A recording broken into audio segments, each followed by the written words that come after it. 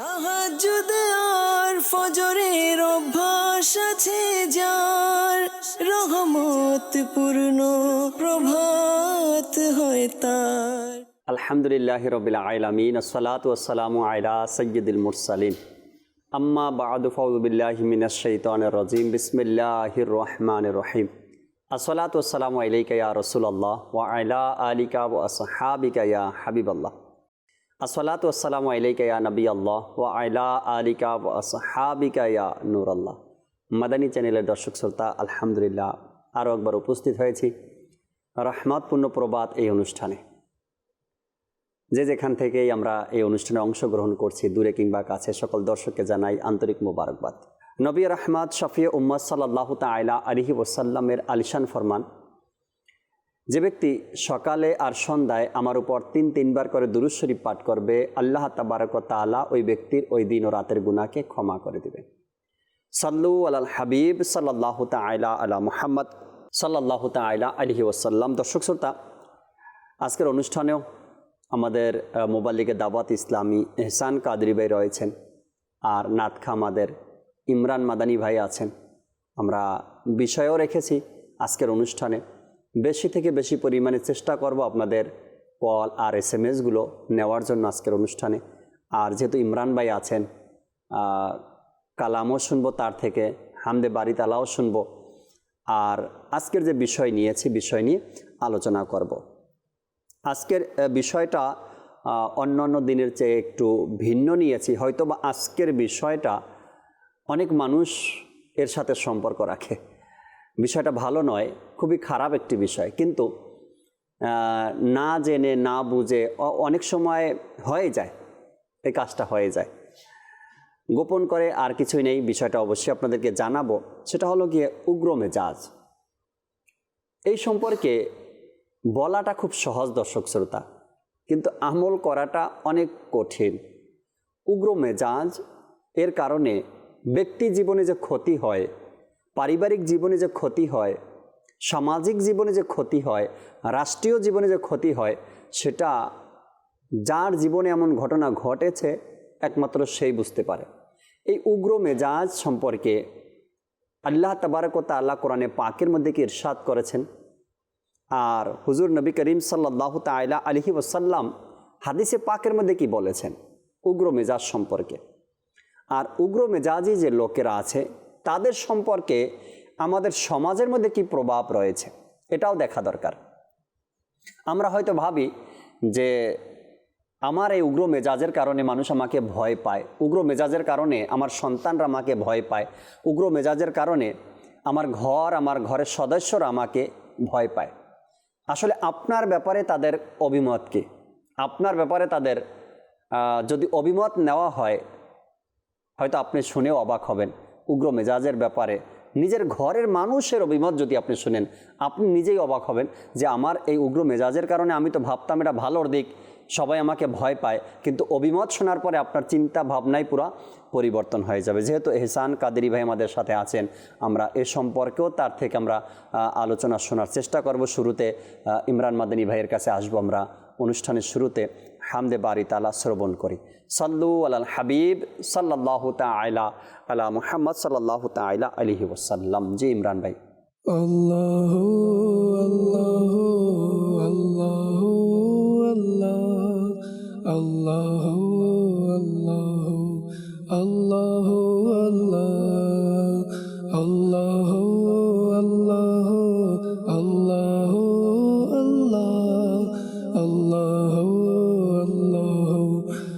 আল্লাহু আল্লাহু আল্লাহু আল্লাহু আল্লাহু আল্লাহু আল্লাহু حسبي ربي جل الله ما في قلبي غير الله نور محمد صلى الله لا إله إلا الله حسبي ربي جل الله ما في قلبي غير الله نور محمد صلى الله لا إله إلا الله الله الله الله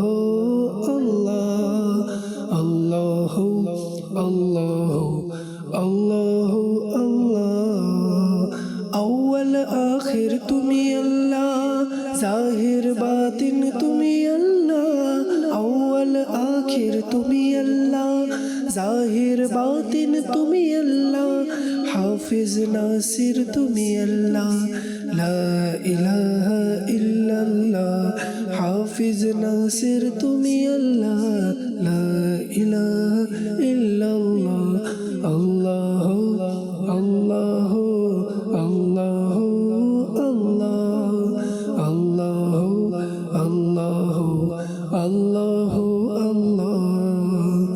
আল্লাহ আল্লাহ আল্লাহ আল্লাহ আল্লাহ আল্লাহ হাসবি রব্বি যে বলবে রহমত বরকত সে পাবে, হাসবি রব্বি যে বলবে রহমত বরকত সে পাবে, হাসবি রব্বি যে বলবে রহমত বরকত সে পাবে, উদ্দেশ্য পূরণ হবে, লা ইলাহা ইল্লাল্লাহ, আল্লাহ আল্লাহ আল্লাহ আল্লাহ আল্লাহ আল্লাহ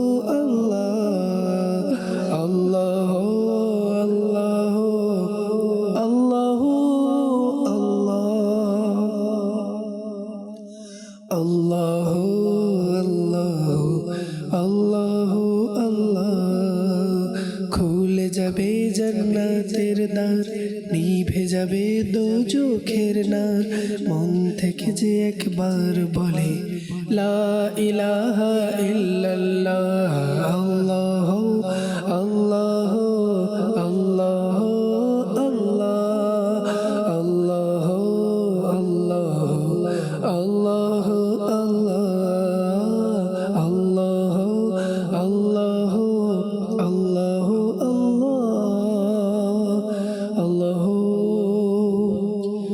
লা ইলাহা ইল্লাল্লাহ মুহাম্মাদুর রাসূলুল্লাহ।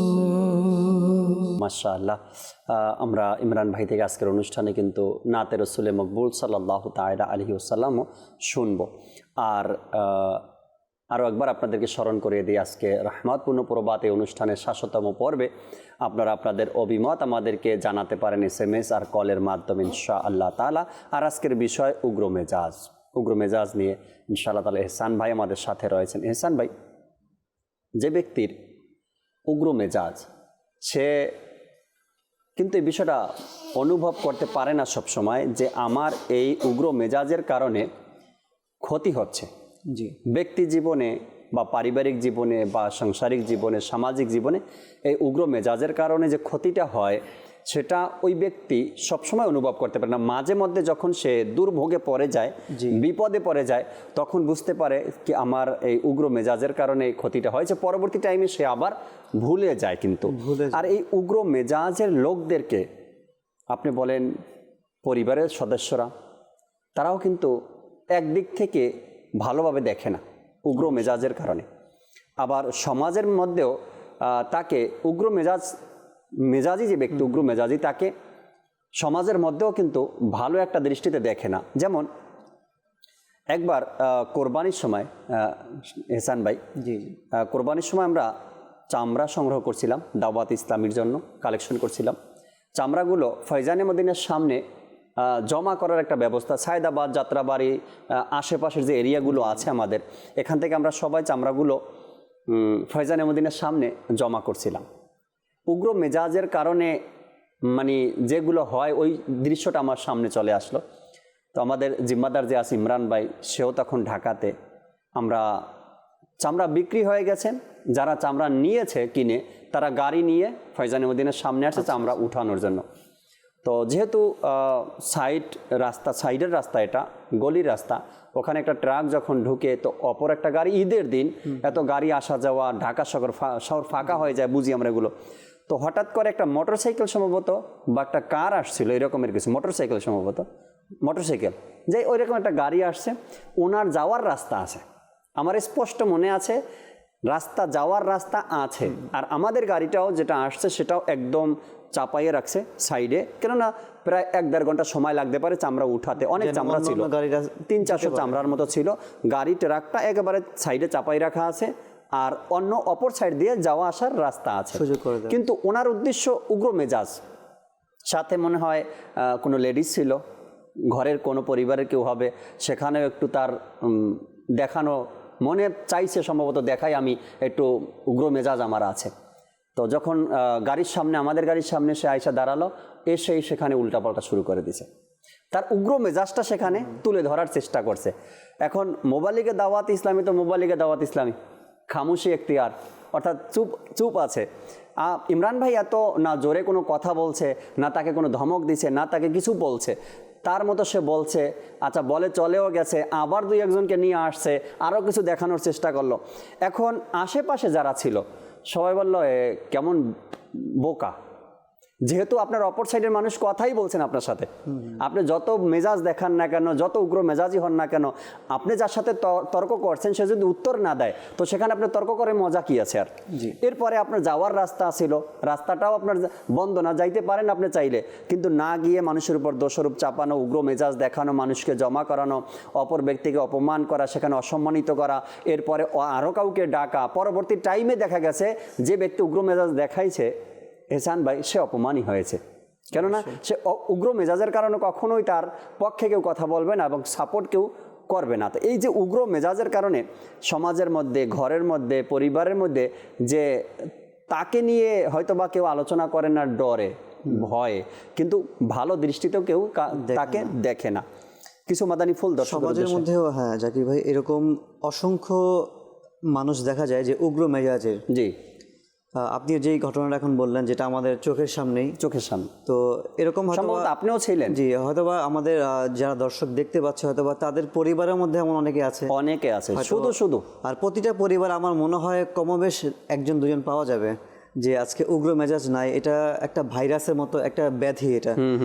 তো এই উগ্র মেজাজের কারণে, আচ্ছা যার মধ্যে এই মেন্টালিটি থাকে, খিটখিটে ভাব, যেটা অল্পতেই রেগে যাওয়া, তো দেখবেন যে এরা সবসময় এদের মানে মাইন্ডের মধ্যে একটা জিনিস কাজ করে, সেটা হচ্ছে যেই বিষয়টা তাদের চোখের সামনে থাকে যে এটা এমন কেন হলো, এটা তেমন হওয়ার কথা না, মানে তার নিজের মতো সে এটা ভাবে।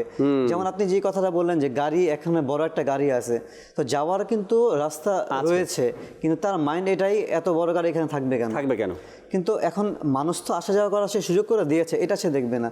তো উগ্র মেজাজিরা কিন্তু দেখবেন পরিবারের মধ্যেও, যে একটা পরিবারের মধ্যে রান্নাবান্না হোক বা ঘরের মধ্যে অগোছালো হোক বা গোছানো হোক, মানে যেই অবস্থায় থাকুক না কেন, তার মাইন্ড এটাই কাজ করে যে এটা এমন কেন হলো, মানে তার মনের মতো কেন হলো না। এই কারণে দেখবেন যে উগ্র মেজাজের যে ভাবটা, এটা কিন্তু চলে আসে। তো ইসলামের মধ্যে এই উগ্র মেজাজ বা রাগ বলি আমরা, কারণ রাগ এটাও উগ্র মেজাজের মধ্যে একটা। তো একটা হচ্ছে রাগ করা। নর্মালি অনেক মানুষ রাগ করে না, রাগের কিছু কারণও হয়, তো যার কারণে মানুষ রাগ করে। কিন্তু উগ্র মেজাজটা এটাও এক প্রকার রাগ, কিন্তু এটা হচ্ছে ঘন ঘন অল্পতেই রেগে যাওয়া, খিটখিটে ভাব যেটা। তো কিছু মানুষ আছে যে কোনো কারণে সে রাগ চলে আসে, আর রাগ চলে আসা এটাও একটা মানুষের মধ্যে স্বাভাবিক বিষয়, রাগ আসতেই পারে মানুষের, কিন্তু বড় বিষয় হচ্ছে এটাকে দমন করা। তো এই রাগের বিষয়েও নবী পাক সাল্লাল্লাহু তাআলা আলাইহি সাল্লামের অসংখ্য হাদিস আছে। কুরআনে পাকের মধ্যে আল্লাহ তাআলা সূরা আলে ইমরানের মধ্যেও আয়াত দিয়েছেন যে রাগের বিষয়ে। যেমন এক সাহাবী রাদিয়াল্লাহু তাআলা আনহু, তিনি নবী পাক সাল্লাল্লাহু তাআলা আলাইহি ওয়াসাল্লামের দরবারে একবার উপস্থিত হয়ে আরজ করলো, ইয়া রাসূলুল্লাহ সাল্লাল্লাহু আলাইহি ওয়াসাল্লাম, আমাকে আপনি কিছু ওসিয়ত করুন। তো ওসিয়ত কার কাছে আসছে করার জন্য? হ্যাঁ, নবী পাক থেকে। তো নবী পাক ইরশাদ করলেন, রাগ করিও না। সে আবারও বলল, ইয়া রাসূলুল্লাহ আমাকে কিছু ওসিয়ত করুন। নবী পাক বললেন, তুমি রাগ করিও না। তো এইভাবে বারবার সে যতবার বলল, হুজুর সাল্লাল্লাহু আলাইহি ওয়াসাল্লাম এটাই বললেন, তুমি রাগ করিও না। কারণ রাগ এরকম একটা বিষয়, এমন একটা রোগ যেটা বান্দাকে জাহান্নামে নিয়ে যাওয়ার জন্য যথেষ্ট। যেমন কিতাবের মধ্যে এটাও আসছে যে অধিকাংশ ব্যক্তি, ইমাম গাজ্জালী রহমতুল্লাহ আলাইহি বলেন যে রাগের কারণে যাদের রাগ আছে, এই রাগের ট্রিটমেন্ট করার জন্য তাকে কষ্ট ধৈর্য ধারণ করা এইটা হচ্ছে তার জন্য ফরজ বলেছে। কষ্ট করতে হবে, ধৈর্য ধারণ এটা করতে হবে। ধারণের চেষ্টা করতে যদি আপনি রাগের ট্রিটমেন্ট করতে হয়, আপনার উগ্র মেজাজ রয়েছে, এটা যদি আপনি ট্রিটমেন্ট করতে চান তাহলে ধৈর্য ধারণ করা এটা আপনার জন্য ফরজ হয়ে গেছে। কেননা সে বলছে, ইমাম গাজ্জালী রহমতুল্লাহ আলাইহি বলেন কিতাবে যে এটা এই কারণে যে রাগের কারণে অসংখ্য মানুষ জাহান্নামের মধ্যে যাবে।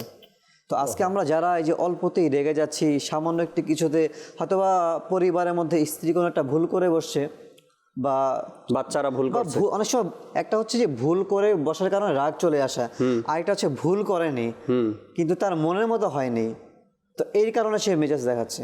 তো এটার কারণে দেখবেন আজকে অসংখ্য পরিবার এমনকি স্বামী স্ত্রীর মধ্যে ডিভোর্স, যে তালাকের মতো একটা জঘন্য কাজও কিন্তু হয়ে যাচ্ছে। মানে মাথায় আসলো, রাগ চলে আসলো, হ্যাঁ এখন সে মাসালা জানে না, তার মধ্যে সেই দিনই জ্ঞান নাই, সে মন চেলো তালাক দিয়ে দিল, কিন্তু পরবর্তীতে সেটা রিয়ালাইজ করলো, অনুধাবন করলো যে হ্যাঁ আমি কী করলাম। আজকে অনেকে মানুষ দেখবেন যে রাগ করার পর, উগ্র মেজাজি করার পর এমন কিছু কথা বলে ফেলে, এমন কিছু কাজ করে ফেলে যে যার কারণে সে পরবর্তীতে অনুধাবন করে এবং পরবর্তীতে মাফ চায়। আচ্ছা আমি এমন কাজ কেনই করবো যে আবার মাফ চাইতে হয়, তার কাছে বারবার ক্ষমা চাইতে হবে। একটা হচ্ছে এহসান ভাই যে এমন কোনো কাজ করলাম যার কারণে সরি বলতে হলো, ভুলের কারণে তাকে ক্ষমা চাইতে হইলো। আরেকটা হলো এমন কাজ করলাম যার কারণে আমার ইমান, আমার যে স্ত্রী আছে তালাক হয়ে যাওয়া, বা এমন কোনো কাজ করা যা সারা জীবন মানুষ মনে রাখে, এমন কথা বলা, এমন কাজগুলো করা। রাগের কারণেই কিন্তু মানুষ রাগের মাথায় বলে দিল, হ্যাঁ স্ত্রীকে বলে দিল বা ওয়াইফকে, বাচ্চার মাকে বলে দিল, বা হয়ে গেল, কিন্তু ভাবতেও পারে না, সে চিন্তাও করতে পারে না আমি রাগের মাথায় কি বললাম। পরবর্তীতে যখন রাগ তার শেষ হয়ে যায় তখন সে এটা বুঝতে পারে এটা তো ছিল আমার একটা রাগ, আর এটা অনেক বড় ভুল। আমার জানা মতে জি এহসান ভাই, মানুষ উগ্র মেজাজি হলে দেখেন ছোট বিষয় নিয়েও তারা এত বড় বানায়, আর সেটা নিয়েই একটা পর্যায়ে গিয়ে ঘরের মধ্যে শান্তির একটা ঘরকে অশান্তির ঘর বানিয়ে দেয়। কিছু না এহসান ভাই, কিছু না, ওই বিষয়টা নিয়ে কথা না তুললেও হয়। একটা লোক রাস্তা দিয়ে যাইতেছে, তো সবাই দেখছে যে একটা লোক যাচ্ছে বা বাড়ির উপর দিয়ে যাচ্ছে। একজন বলল আধা ঘন্টা পরেই যদি আবার তার বিষয়ে কথা উঠে, তো বলল যখন এই লোকটা গেছে এখান থেকে তখন তার হাতে ছাতা ছিল। আরেকজন বলল না, ছিল না। কে বা কোথা থেকে গেছে কিছু না, আত্মীয় না, সম্পর্ক না, প্রয়োজনও না, থার্ড পারসন মানুষ। হ্যাঁ, কিন্তু এখন তাদের মধ্যে একজনে বলল হ্যাঁ তার হাতে ছাতা ছিল, আরেকজন বলল না ছিল না। আচ্ছা গেল যে একদিন পরেও যদি কথা ওঠে, তো বললো সে যখন গেল আমাদের বাড়ির উপর দিয়ে গেছে তখন দুপুর 12টা বাজে, আরেকজন বলে না 1:30টা বাজছিল। এখন এটা কোনো কথা, এর কোনো মানে আছে? এটা কোনো বিষয় তর্ক করার? এটা নিয়েই আমার জানা মতে মানে অন্য কোনো ব্যক্তির অন্য কোনো কথা যা এই বিষয়টা না পারিবারিক কোনো উপকার আছে না কোনো লাভ আছে, কিচ্ছু নেই, কিন্তু এটা নিয়েই ঘরের মধ্যে ফ্যামিলির মধ্যে তর্ক, আর এই তর্কের পরে একটা সময় গিয়ে ঝগড়া, মারামারি, এরপরে ছাড়াছাড়ির পর্যায়ে গিয়ে পৌঁছে যায়। আছে কি এর মধ্যে? একটাবারও ভাবে না যে আসলে কি নিয়ে তর্ক করছি, আমরা কোন বিষয় নিয়ে তর্ক করছি। এই না জানার কারণে বা ধর্মীয় জ্ঞান না থাকার কারণে যখন আমরা এমন কাজের মধ্যে লিপ্ত হয়ে যাই, আর উগ্র মেজাজের লোক যারা, তাদের মধ্যে তো এগুলো বেশি হয়। অনেক সময় দেখবেন যে চলার পথেও আমাদের যে অনেক সময় রাস্তা দিয়ে আমরা হাঁটি, অনেক জ্যাম থাকে, ভিড় থাকে, বা বাসের মধ্যে আমরা বলি যে বাসের মধ্যে আজকাল আমাদের দেশেরই বলি যে যেই বাসগুলি, লোকাল বাসগুলি, তো অনেক সময় মানুষ এত বেশি যার কারণে হয়তো বা যারা সিটের মধ্যে বসা থাকে এবং যারা দাঁড়িয়ে থাকে, তো ওই দাঁড়ানো ব্যক্তি অনেক সময় দেখবেন যে আরেকটা মানুষ যাওয়ার সময় কিন্তু সে একটু চেপে দাঁড়ায়, যার কারণে সে বসা ব্যক্তির গায়ের মধ্যে একটু কি ঝুঁকে পড়ে, তো এই কারণে সে উগ্র মেজাজ হয়ে তার সাথে দেখায়, ধমক দিয়ে দেয়, যা এখান থেকে আবার দেখেন অনেক সময় মারামারি পর্যন্ত হয়ে যায়। তো এটা দেখতে হবে যে এই মেজাজটার কারণ কি। আমি তো রিল্যাক্সে বসে আছি, আমি যেই টাকা দিয়ে ভাড়া দিচ্ছি সেই ভাই দাঁড়িয়ে কষ্ট করে যাচ্ছে, ওই একই টাকা দিচ্ছে, তো তারও কষ্ট হচ্ছে, তো আমি তো বসে আছি, একটু হয়তো বা গায়ে টাচ লাগতেই পারে, এটা স্বাভাবিক। তো এমন কিন্তু অসংখ্য চলার পথে কাজগুলো হয়ে যায়। চলার পথে অনেক সময় রাস্তার মধ্যে ধাক্কাও লেগে যায়, অনেক সময় পায়ে পা লেগে যায়। এই কারণে কেন পা লাগছে, পাড়া কেন লাগলো, এই কারণে দেখবেন ঝগড়া হয়ে যায়, মারামারি বন্ধ হয়ে যায়। এই বিষয়টা এহসান ভাই উগ্র মেজাজের দুই দিক থেকে পাওয়া যায়। একটা হলো গিয়ে অনেক ঘামাঘামি, জ্যাম বেশি, লোক বেশি, তো সেখানে লাগতেই পারে, টাচ লাগতেই পারে বা হয়ে যায় এরকমের। যার লাগে সে উগ্র মেজাজি দেখায়, আর যার গায়ে লেগেছে সে উগ্র মেজাজি দেয়, মানে সে বলে কি আপনি আর কোনো জায়গা পান না, আমার সাথে আয়সা কেন বারবার ধাক্কা খান, আর এ বলে রাস্তায় নামলে ধাক্কা খাবেনি। অর্থাৎ কাউকে কেউ ছাড় দিতে চায় না। আবার যেমন ধরেন গিয়া রোডের মধ্যে এমন হয় যদি লেগে যায় কখনো না, আমাদের আশেপাশের যে এরিয়াগুলো আছে, যাত্রাবাড়ি বলেন, সায়দাবাদ বলেন, এর মধ্যে যদি পায়েও হাঁটে মানুষ, তাও একটা জ্যামের মধ্যে পড়ে যায়। একটা ঈদের সময় তো আরো বেশি থাকে, মানে মানুষের এত ভিড় থাকে, যখন লেগে যায় না, যখন যে লাগিয়েছে সেও মেজাজ দেখায়, বলে কি আপনি রাস্তায় আসছেন না, তো লাগবেই তো ধাক্কা, রোডে নামলে এমন ধাক্কা লাগে। আর যে ধাক্কা খেয়েছে সে তো দেখাই, বলে ভাই আর কোনো জায়গা পান না, এসে বারবার আপনি আমাকে ধাক্কা দেন। তো এই বিষয়টা আমি দেখছি দুই পক্ষ থেকেই উগ্র মেজাজি দেখানো হয়। নরম যে বিষয়টা আছে না, সুষ্ঠু মানুষ বা ঠান্ডা মেজাজের যেমন এটা দেখায়। যারা ভদ্র সুশীল শিক্ষিত রয়েছে, তো এরা আসলে বিষয়টা বুঝে যে না, এটা এর উগ্র মেজাজ, এটা একটা রোগ। এখন যারা স্বাভাবিক মানুষ আছে, এটা কিন্তু একটা স্বাভাবিক মানুষের গুণ না, এটা রোগও না। যে একটা যারা একটু অস্বাভাবিক, একটু ডিফারেন্ট অন্যান্য মানুষ থেকে, এদের মধ্যে দেখবেন উগ্র মেজাজের ভাবটা আছে। এরা প্রতিটা জায়গায় কিন্তু এই মেজাজ দেখায়। একটা হচ্ছে জাকির ভাই, আপনি হয়তোবা ঘরের পরিবারের সাথে দেখাতে পারেন স্বাভাবিক, কিন্তু একটা বাহিরের মানুষ, সেটা আপনার পরিবারের মানুষ না, সেটা আপনাকে বুঝবে না। ঘরের মানুষ মেনে নিল আপনি উগ্র মেজাজি, আপনাকে সে কি বলে এটাকে, যে আপনাকে মেনে নিল, সে সাপোর্ট দিল।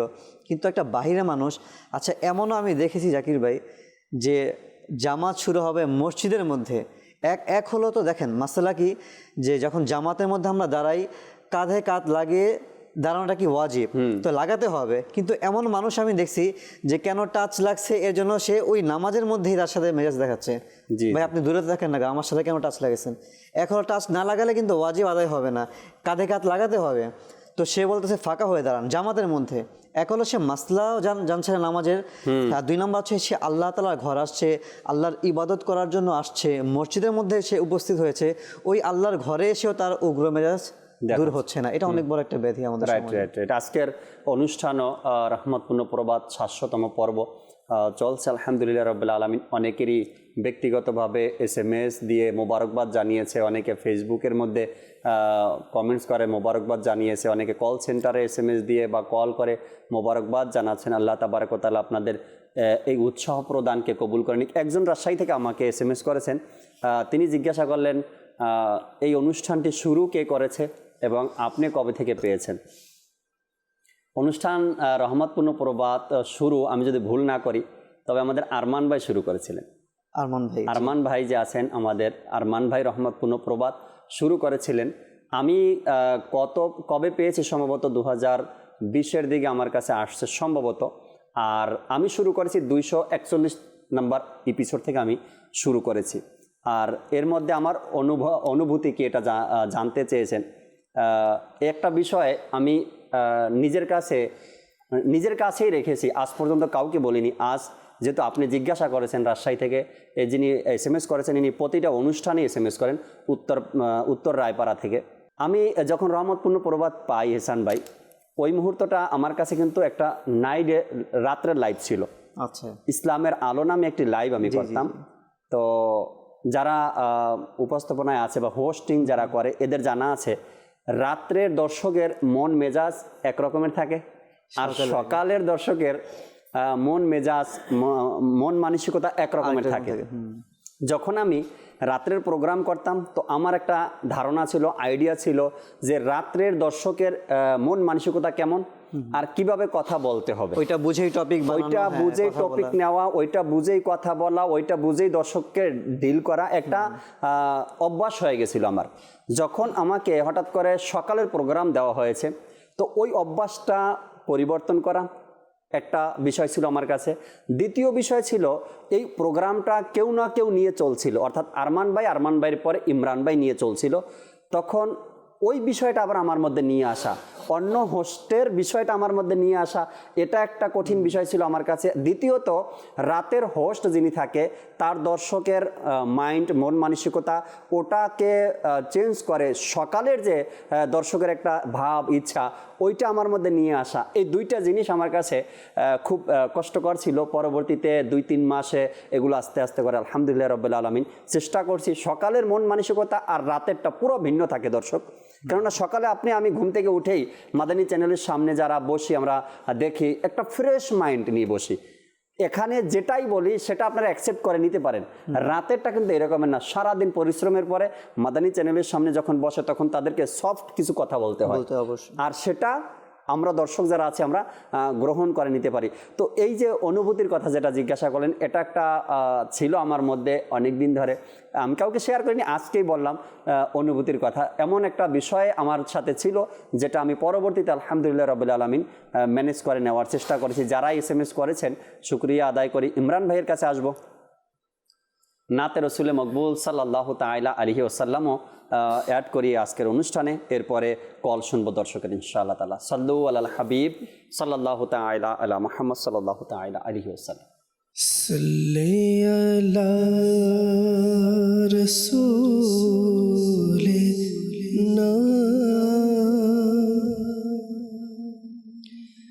সাল্লি আলা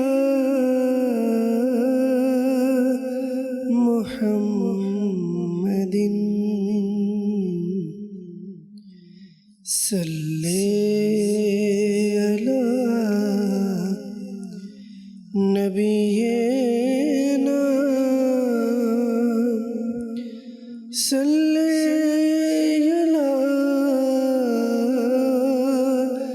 মুহাম্মাদিন।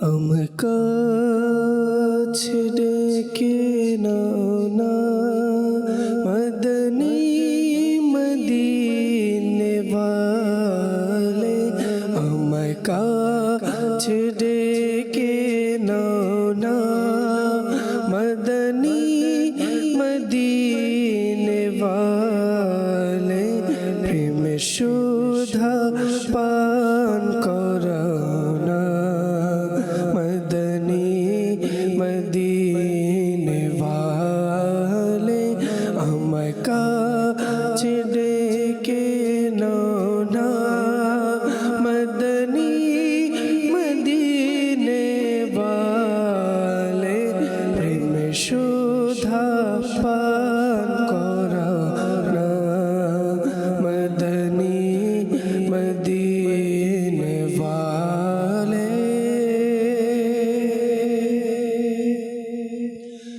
আমার কাছে ডেকে নাও না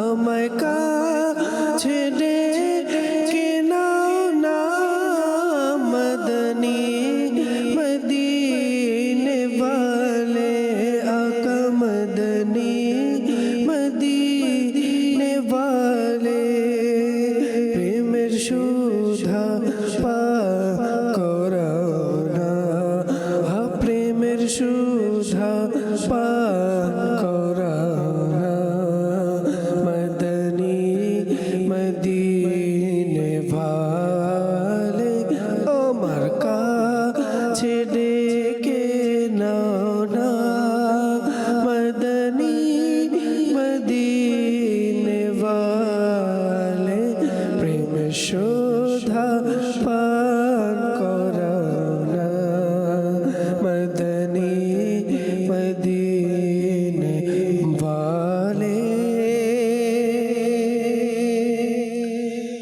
যখন হবে তোমার দিদার,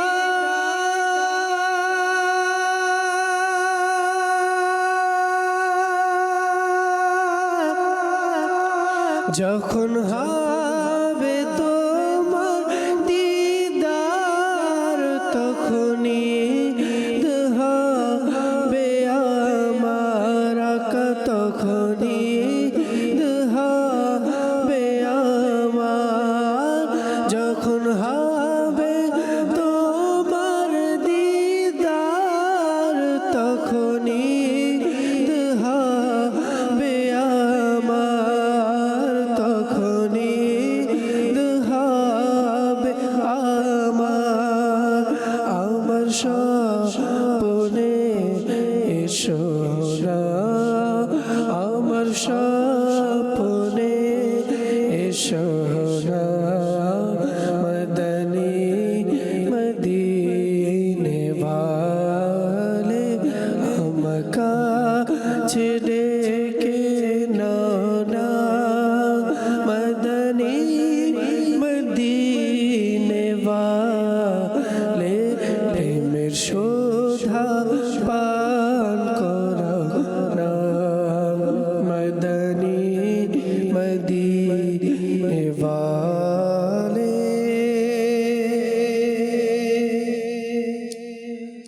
আমি যদিও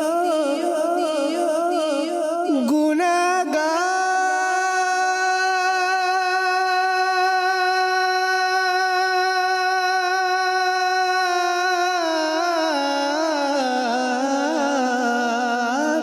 আমি যদিও গুনাহগার, তবু উম্মত আমি তোমার, তবু উম্মত আমি তোমার।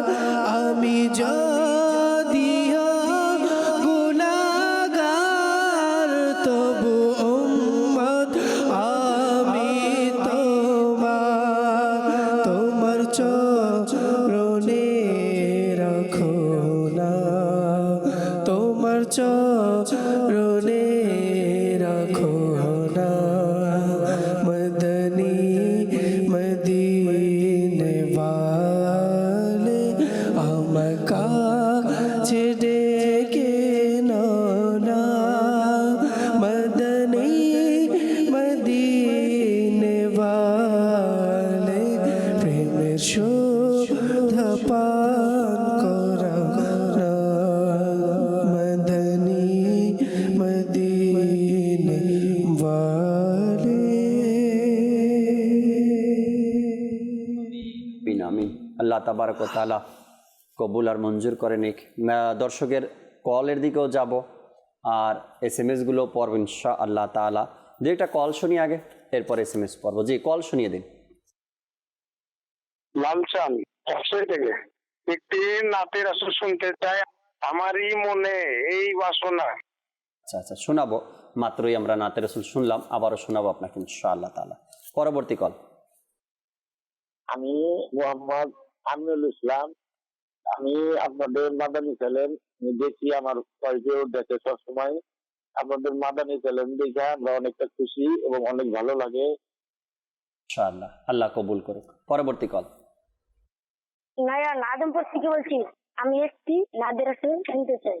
নাদের রাসূলটি হলো জীবনে হবে কি তোমার জীবন, ইয়া রাসূলুল্লাহ। মাশাআল্লাহ। অনেকগুলো SMS আমাদের সাথে রয়েছে।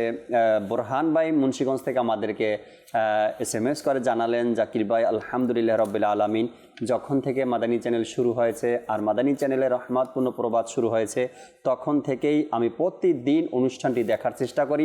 700 পর্বের মধ্যে হয়তো বা 2-4 পর্ব আমার সফরের কারণে বা বিভিন্ন জায়গাতে থাকার কারণে মিস হয়েছে, আর না হয়তো সব অনুষ্ঠানগুলোই আমি দেখার চেষ্টা করেছি।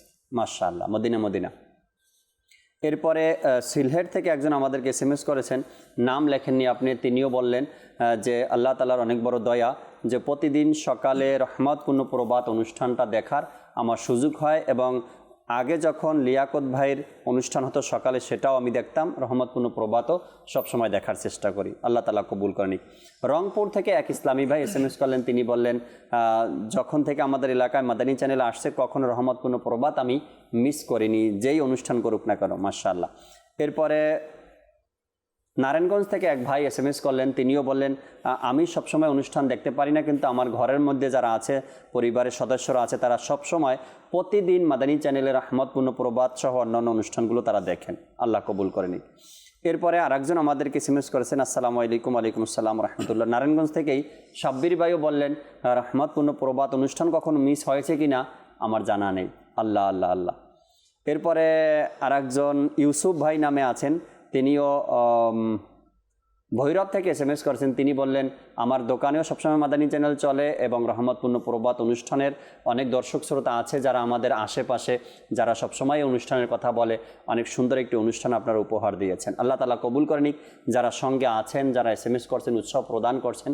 আজকের যে বিষয় আমরা রেখেছি, উগ্র মেজাজ। মেজাজ এমন একটা জিনিস যে কোনো সময়, যে কোনো মুহূর্তে পরিবর্তন হয়ে যায়। এহসান ভাই, যে কোনো মুহূর্তে এই উগ্র মেজাজটা কিন্তু পরিবর্তন হয়ে যায়, চেঞ্জ হয়ে যায়। আচ্ছা এহসান ভাই, আমরা যখন বড় কোনো অফিসারের সামনে যাই, বড় কোনো বসের সামনে যাই, সেখানে যত প্রকারের কথা শুনি না কেন, আমাদের কিন্তু উগ্র মেজাজটা আসে না। কারণ একটাই, আমার এখানে যদি উগ্র মেজাজ আসে, তবে যে কাজের জন্য আমি এখানে আসছি যেটা পাওয়ার জন্য আসছি হয়তো বা সেটা আমার আর পাওয়া হবে না। স্বাভাবিক যদি আমরা কোনো চেয়ারম্যানের কাছে যাই, হ্যাঁ ইমরান ভাই, যদি কোনো চেয়ারম্যানের কাছে যাই বা কোনো মেম্বারের কাছে যাই বা কমিশনারের কাছে যাই কিছু হাসিল করার জন্য, কিছু অর্জন করার জন্য, আর সেখানে যাওয়ার পরে ওই ব্যক্তি যদি আমাকে ধমক দেয় বা দুইটা কথা শোনায়, কি করি আমরা? উগ্র মেজাজ দেখাই? কোনো প্রতিবাদ করি না। করি না। কেন করি না? এজন্য করি না, আমার কাজের দরকার, যে জন্য আসছি সেটা অর্জন করা দরকার। যে কাজটার জন্য আসছি সেটা যদি আমার অর্জন হয়ে যায়, এই দুইটা কথা শুনলে আর কি হয়? যখন আমি কারো কাছে গেলাম, কোনো বড় ব্যক্তির কাছে গেলাম, সেখানে যেহেতু আমার উগ্র মেজাজ আসে না। কেন আসে না? কিছু অর্জন করা দরকার। কেন? এই চিন্তাটা কি আমাদের সবসময় থাকতে পারে না যে আমি আল্লাহ তার রাসূলের জন্য কাজ করছি? অবশ্যই জাকির ভাই। আর ওই সময়টা আসলে উগ্র মেজাজ, রাগ, এটা কিন্তু আসে না বলতে মানে আসে, কিন্তু এটা দমন করে রাখে। হ্যাঁ, তো এই বিষয়টা মানে এর মানে বোঝা যায় এই রাগটা দমন করার ক্ষমতা শক্তি আমাদের আছে। হ্যাঁ, কিন্তু আমরা জায়গা বুঝে এটা প্রয়োগ করি। তো এটাই আপনি যেই বিষয়টা খুব সুন্দর একটা এক্সাম্পল দিলেন, এটার দ্বারা খুবই বোঝার শিক্ষণীয় বিষয়। আর সেটা হচ্ছে আমরা যদি একটা মানুষের জন্য, আমার স্বার্থের জন্য যেন আমার কাজটা আদায় হয়ে যায়, এই কারণে যদি আমি রাগটাকে দমন করতে পারি, তাহলে আল্লাহ পাকের সন্তুষ্টির জন্য, জান্নাত লাভের জন্য আমি কেন এটা পারবো না? চাইলে কিন্তু আমি পারি। কিন্তু আল্লাহ ওয়ালারা যারা নেক বান্দা, বুজুর্গানে দিন, এরা কিন্তু ওদের রাগ আসতো কিন্তু এটাকে দমন করে রাখতো, হজম করে। কারণ বুখারী শরীফের মধ্যে আসছে যে হাদিসটি, যে আল্লাহ রাসূল ইরশাদ করেন যে যেই বীর তার বীরত্বের কারণে অন্যকে পরাজিত করে কুস্তিতে, তো সে সবচেয়ে বড় বীর নয়, শক্তিশালী নয়। তো বলা হয়েছে বুখারী শরীফের মধ্যে শক্তিশালীকে আল্লাহ রাসূল বলে শক্তিশালী হচ্ছে প্রকৃত সেই ব্যক্তি যে তার নিজের রাগকে দমন করতে জানে। তো এই রাগকে দমন করা, উগ্র মেজাজকে দমন করা, এটা সবচেয়ে বড় শক্তিশালী ব্যক্তি। আলী রাদিয়াল্লাহু তাআলা একটা ঘটনা আসছে না এভাবেই কিতাবের মধ্যে, কি একটা সময় তিনি যার সাথে লড়াই করতেছিলেন, তো লড়াই করতে করতে একটা পর্যায়ে গিয়ে আলী রাদিয়াল্লাহু তাআলা আনহুর মুখের মধ্যে, গায়ের মধ্যে ওই ব্যক্তি থুতু নিক্ষেপ করলো। তখন আলী রাদিয়াল্লাহু তাআলা আনহুর রাগ এতটাই বেড়ে গেল যে সে মুহূর্তের মধ্যেই তাকে শেষ করে দিতে পারে, কিন্তু ওই মুহূর্তে সে মাফ করে দিয়েছে।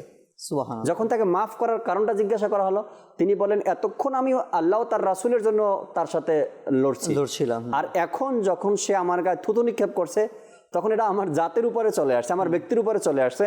এখন আমি যদি এই রাগের কারণে তাকে আমি মেরে দেই, তবে সেটা তো হবে আমার জাতের জন্য, আমার ব্যক্তির জন্য। এই কারণে আমি তাকে মাফ করে দিলাম। আল্লাহ আল্লাহ, রাগ কোন জায়গাতে দমন করতে হয় মানে সাহাবা একরাম শিখিয়েছেন আমাদের। যেমন ইমাম একটি ঘটনা এরকম আসছে, খুব সুন্দর একটি ঘটনা, যে ইমাম হাসান রাদিয়াল্লাহু তাআলা আনহু, তো ওনার সাথে যে একবার তার দরবারের মধ্যে কিছু মেহমানদারির সুযোগ হলো, মেহমান আসলো। তো আসার পর তার গোলাম যিনি ছিল ইমাম হাসান রাদিয়াল্লাহু তাআলা আনহু, তিনি তার গোলামকে বললেন যে মেহমানদের জন্য খাবার নিয়ে খাবার আয়োজন করলো। তো গোলাম গেল খাবার আনার জন্য। তো বড় ডিশ ছিল, যেটা বড় পেয়ালা আমরা বলি, ট্রে বলি। তো ওই ট্রের মধ্যে অনেক তরকারি, ঝোল ছিল, গোস্ত ছিল, রুটি ছিল। তো হঠাৎ করে পা পিছলে যে সেই গোলামের হাত থেকে কি করলো, ওই ঝোলগুলি সব নিচে পড়ে গেল। আর ছিটকে যে যারা মেহমান ছিল উপস্থিত, সবার জামা কাপড় নষ্ট করে ফেলল। তো নতুন কাপড়, মেহমান কেউ যদি বেড়াতে যায় তো নতুন জামা কাপড় পরে যায়, আবার গেছে কার দরবারে, ইমাম হাসান রাদিয়াল্লাহু তাআলা আনহু দরবারে। তো সকলের জামা কাপড়গুলি নষ্ট হয়ে গেল। তো ওই অবস্থায় ইমাম হাসান রাদিয়াল্লাহু তাআলা আনহুর চেহারার মধ্যে রাগের যেই ছাপ, মানে তার চেহারাটা বলা হয়েছে কিতাবের মধ্যে আসছে যে লাল বর্ণের হয়ে গেছে। যে মানুষ যখন অতিরিক্ত রেগে যায়, দেখবেন চেহারা একটা পরিবর্তন হয়ে যায়, চেহারা লাল হয়ে যায়। তো ইমাম হাসান রাদিয়াল্লাহু তাআলা আনহুর চেহারার মধ্যেও এরকম একটা ভাব চলে আসছে। কিন্তু এখন কি করবে সেই গোলাম? সে ভয়ে কাঁপছে। এখন কি করা যায়? তাকে কিভাবে রাগ থেকে বাঁচানো যায়, কিভাবে ক্ষমা পাওয়া যায়? সেই গোলাম চালাক ছিল, সে কোরআনের পাকের একটা আয়াত পাঠ করে দিল, যে ওয়াল কাযিমিনাল গায়জ। এর অর্থ হচ্ছে এরকম যে রাগ সংবরণকারীরা, মানে যারা নিজের রাগকে দমন করতে জানে, সে সবচেয়ে বড় শক্তিশালী ব্যক্তি। যখন এই আয়াত শুনলেন ইমাম হাসান রাদিয়াল্লাহু তাআলা আনহু, তার চেহারার মধ্যে যে লাল বর্ণের ভাব ছিল সঙ্গে সঙ্গে দূর হয়ে গেল।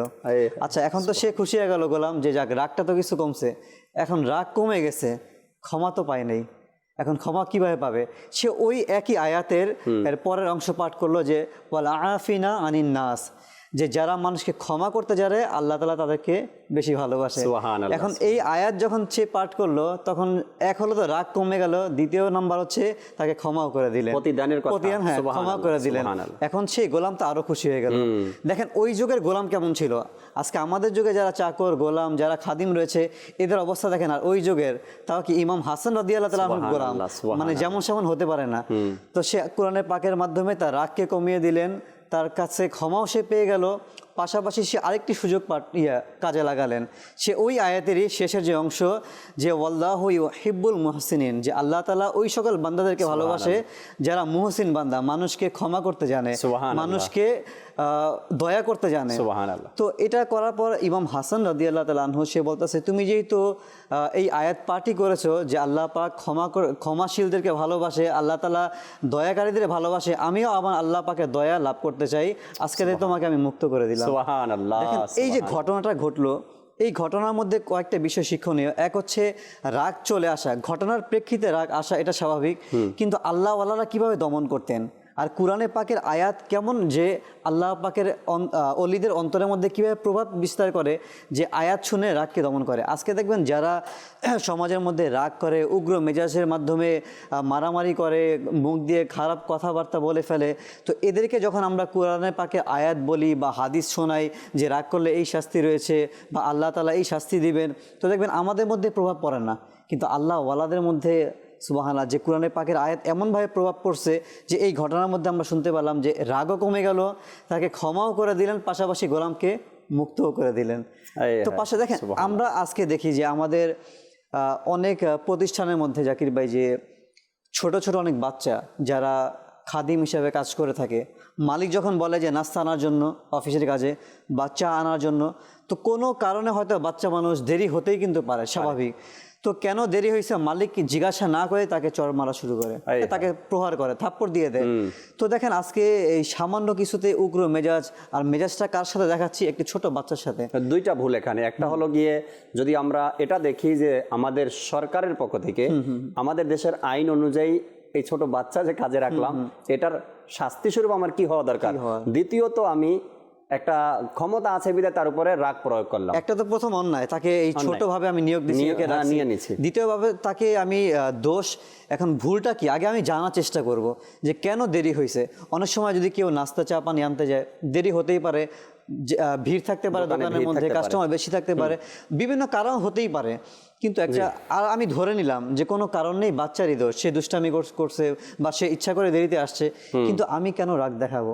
সেই ছোট বাচ্চারা যদি আমার সন্তান হতো, তো আমার পরিবারে কেউ হতো, বা যদি আমি তার জায়গায় থাকতাম আমার অবস্থা কি হতো? আল্লাহ তাআলা তো আমাকে ভালো রাখছে, আল্লাহ আমাকে মালিকের জায়গায় বসের মতো একটা চেয়ারের মধ্যে আমাকে আল্লাহ তাআলা এখানে রেখেছে, তো আমি তো হতে পারে আমার সন্তানও সেখানে হতে পারতো।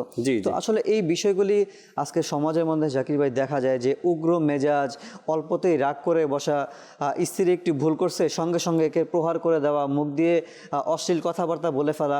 আল্লাহ ওয়ালারা ছোটোখাটো বিষয় রাগ করতেন না, বরং ক্ষমা করে দিতেন, রাগ আসতো দমন করতেন। যে এক বুজুর্গানে দিন তার জীবনের মধ্যে আসছে যে তার স্ত্রী তরকারির মধ্যে লবণ একটু বেশি দিয়েছে, তো এখন সে যখনই এর প্রতিশোধ নেওয়ার জন্য বা প্রতিবাদ করার জন্য সে স্ত্রীকে প্রহার করার জন্য নিয়ত করেছিলেন, কিন্তু সঙ্গে সঙ্গে সে এটা খেয়াল করেছেন যে আমিও তো কত ভুল করি, আমার আল্লাহ তাআলা তো আমাকে ক্ষমা করে দিয়েছেন, তো আমি কেন ওই সামান্য ভুলের কারণে তাকে ক্ষমা করব না?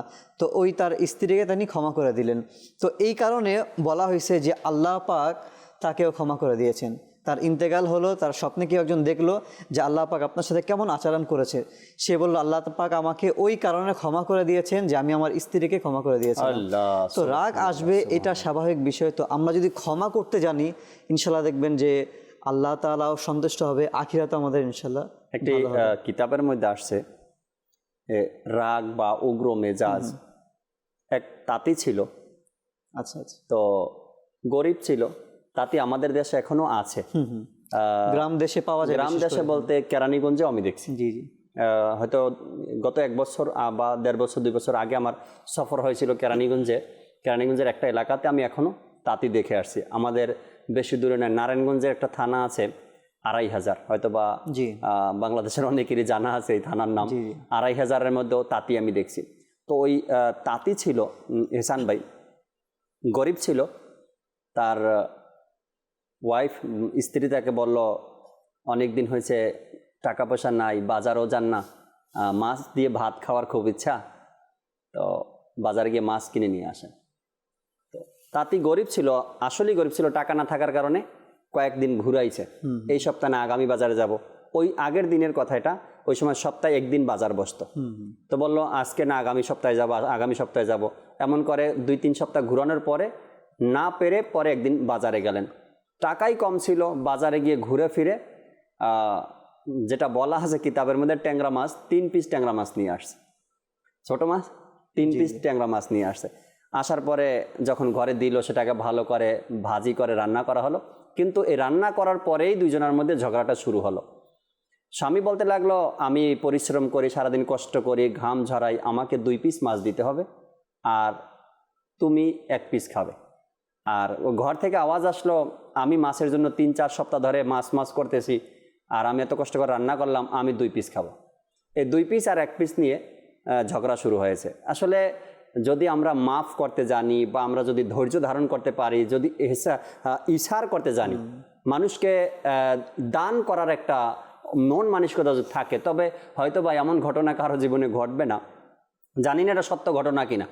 এরপরে তাদের মধ্যে বন্দোবস্ত হলো, আগে যে কথা বলবে সে 2টা মাছ খাবে, আর যে কথা পরে বলবে সে 1টা মাছ খাবে, এরকমের ঘটনার মধ্যে আসছে।